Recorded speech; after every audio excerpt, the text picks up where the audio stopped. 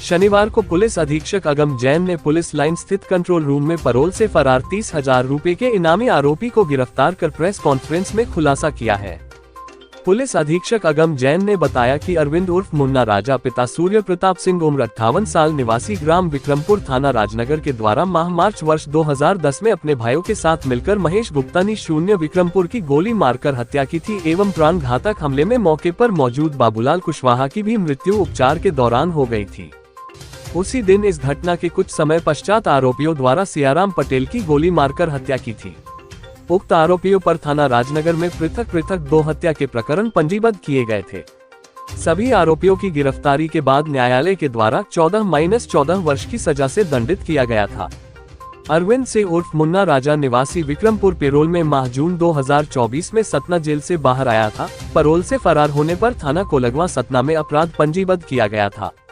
Police महानिरीक्षक सागर zone सागर प्रमोद वर्मा द्वारा 30,000 रुपए के इनाम की उद्घोषणा की गई। पुलिस अधीक्षक छतरपुर अगम जैन द्वारा सर्चिंग पार्टियां गठित की गई।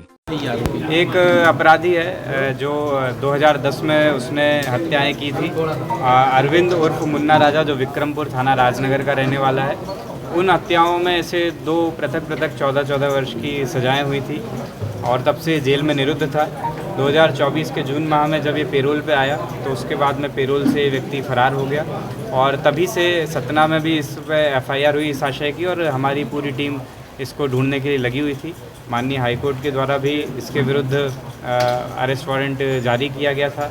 आदरणीय IG सर के द्वारा भी 30,000 रुपये का इस पर इनाम जारी किया था और हमने भी एक SIT इसमें बनाई थी SDOP खजुराहो के अंडर में।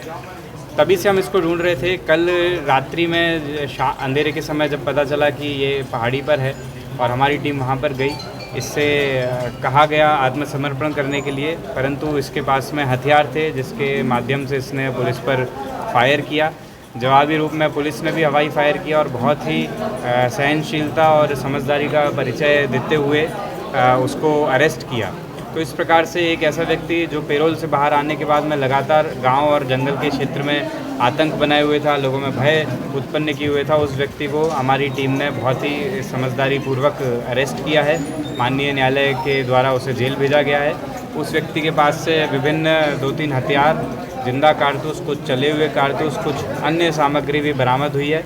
वर्तमान में हम इस बात की पूरी तस्दीक कर रहे हैं कि ये हथियार कहाँ से लेकर के आया था और साथ ही ऐसे कौन लोग थे जिन्होंने इसे पनाह दी, जिन्होंने इसे रुकने में मदद की है। तो इस प्रकार से हमारी जो पूरी टीम SDOP खजुराहो के अंतर्गत जिन्होंने काम किया है उनको भी आदरणीय IG सर के द्वारा पुरस्कृत किया जाएगा और इस केस की अग्रिम छानबीन की जाएगी। सर, हथगोला या कोई बम वगैरह की भी जानकारी है? हाँ, इस प्रकार का बारूद और छोटा मोटा सामान उसके पास से मिला है।